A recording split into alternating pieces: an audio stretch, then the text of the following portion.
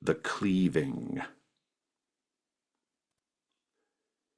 Two treasure hunters kneel across from each other, their implements spread before them, a contest of ritual magic. Indeed, you are in a dark space, stone floors, stone walls, quite a lot of barrels and crates and shelving around you, but things have been pushed away in order to make a circle of salt and iron shavings, which you both are kneeling inside of, facing each other. There are a group of like-minded treasure hunters here, not nearly as many as who showed up for Blood on a Red Rock, but a few. And importantly, Company Commander Nervon, who is wearing a robe in black and gray, like everyone here, like the two of you. His cowl is up, and he says, "The cleaving." And everyone begins to chant, "Salt and iron bar the way, salt and iron show the way, bar the night, show the day, salt and iron cleave the way." The prize for tonight's cleaving here in the cellar of our gracious hosts at the Lusty Gorgon Inn, away from the eyes of my colleagues in company command, who disapprove of this use of company resources. Laughter. The prize. He holds up a bottle. It's very small, clear, with a white powder inside. The prize, a single dose of white widow powder, feared by kings, yea, feared by gods. It is thought to be one of the deadliest substances in the world, and for my money it is the most deadly. Mechanically, whoever wins the White Widow powder, it can be used in a single combat roll. Its effect is that you get to roll 6 additional dice for the combat roll, and they do not hit weak point.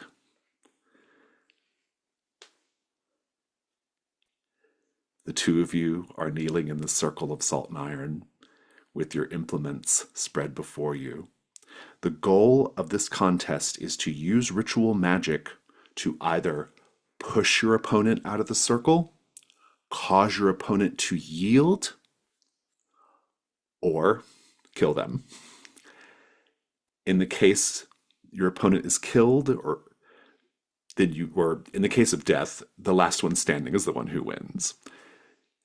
If you can win and also die because you both get a little carried away, in that case, the White Widow powder will be put in the company vault. And so I want to begin by just seeing your preparations. What are the tools you have laid out in front of you? How are you preparing your ritual? And you might have to be creative with your ritual in order to make it work in this context, and I'm okay with the creativity. So whoever wants to begin describing the scene for them, please do. I think Bertram, he starts by doing a slow walk around the outside of the circle as he stares at the ring of salt and iron that surrounds it. And as he steps in, he starts to take off his plate mail and his amulet one at a time and lay them at the four corners of this circle.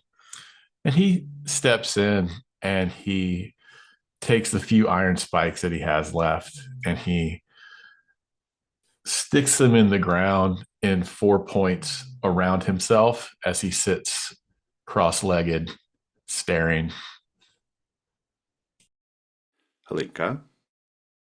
Uh, they are basically across from Bertram this entire time, also encircling the circle, uh, taking a small bowl of like wetted ash and uh, painting glyphs into certain corners of the circle, and then Ash Wednesday style, anointing herself with a symbol on her, and on her clavicle wrists, and then sits back across from him.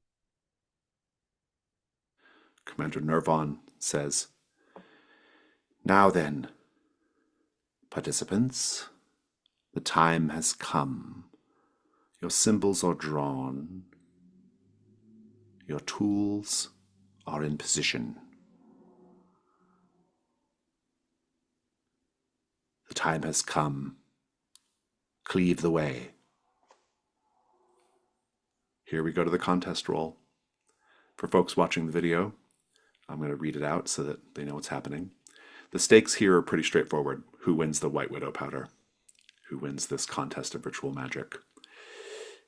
You will each take one light die if the contest is something you are skilled at because of your occupation or background, or that is made somehow easier due to a piece of equipment you have. You only get one light die in this instance. What do you both? Do you want to advocate for your first light die? I do have the rituals skill. Oh, that's a good one in this context. Bertram? I'm sitting there looking up and I'm just shooting daggers into the eyes of my opponent, hoping to intimidate them. Ah, very good. Very good. You both have one light die. You can go ahead and enter one light on the die roller. Do not roll yet. You'll take one light die for each mark of ruin you currently have. Halinka, My ruin is currently 4. add 4 more light dice. Bertram, I am currently at 3. add 3 more light dice. That is 5 and 4 total. You will take one dark die because this is a ritual and is therefore inherently deadly or dangerous. So add a dark die to your roller. And now you get to take as many additional dark dice as you are willing to risk. You're looking for the total number of 6s on the roll. Whoever gets the most 6s is the winner. If any of your dark dice come up 1, you get 1 ruin for each die that does so. Think on it, and when you have your total wager entered into the roll, put a thumbs up. Math. I know some dice math, but not this one. Thumbs are up. Let's go to the die roller. All right, 1, 2, 3, roll. Well, that was a roll. Just so that people have some context here. Bertram, no, I'll start with Halinka. Halinka had 5 light and 3 dark total. Bertram had 4 light and 8 dark total. Bertram and Halinka tied, however, with 2 6s. That means we go to 5s. They both have 1 5. That means we go to 4s. Bertram has 2 4s and is therefore the winner. But you also got 2 ruined, Bertram, so you're paying a high price for this victory. But the scene is yours. You get to describe the ritual and how you win ultimately, and also how you get hurt or ruined. Yeah, so uh I'm sitting down, my legs are crossed, and I bend down and I put my hands around the spikes that I had stuck into the ground as if they're handlebars almost.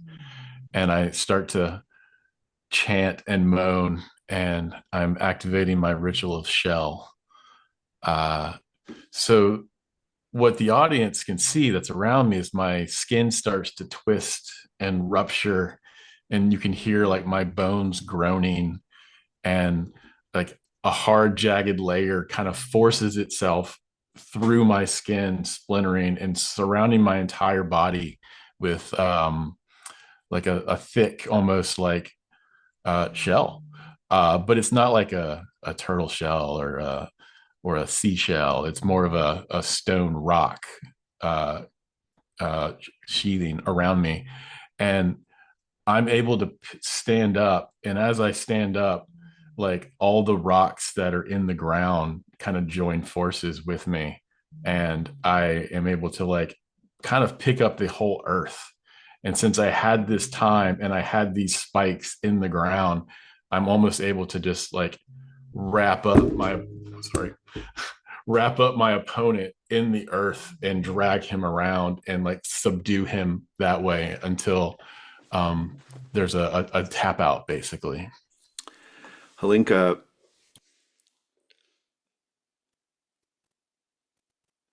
what does her what does their ritual look like before it goes badly? Because you're also taking a ruin. Yeah. Oh yeah. So Hlinka stands up and chants the ritual that they're implementing was ward, uh, but as if it goes out through herself.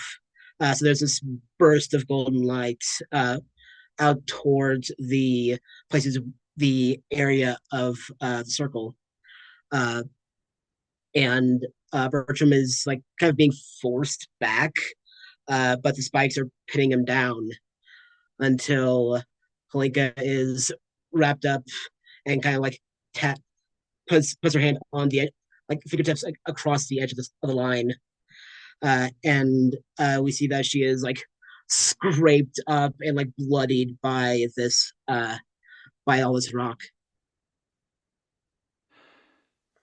That is a yield, it sounds like. Basically, And there is subdued but good natured cheer from your fellows. Anyone who steps into the cleaving ring earns the good regard of the company. You both can add 1 gold directly to Hoard. And Bertram, you win the White Widow powder. I want to just have just a little quick close to the scene as we see you kind of at the end here with the two of you. Maybe the last one's in there as everyone files back out up to the inn. There's a moment where I'm uh, shaking off the dirt and taking a moment to reset all the divots and dirt and debris and destruction that I caused of this sacred arena. And I go over and I pat her on the shoulder and I say, if you had gone 1 second sooner, you would have had me. it was ever so close. Good showing. I do hope that that you can find a use of such a trick on the job. And I hold up the little vial and I say, well, this will come in handy for sure. Um, Absolutely. and I think you probably noticed that like my ears haven't changed back yet. I want to establish the way we've been kind of handling like ruin increases in terms of like how you can get them healed is to say what conditions were applied and then you clear the condition when you clear the ruin. So Bertram, was your injuries just from like being stabbed by the shell? Is that the idea or was it something else? I think what I'm aiming at is just an overcommitment to this Mm. shell or to this event, and that like there's parts of me that haven't returned to human form Oh, yet. I got it. Okay, good. That's fine. Just note that as a condition. And what about you, Halinka? Just this one was more physical, just being like roughed up in basically a rock tumbler. Perfect. All right, then. That concludes the cleaving. Thank you both so much. I'll see you on Discord.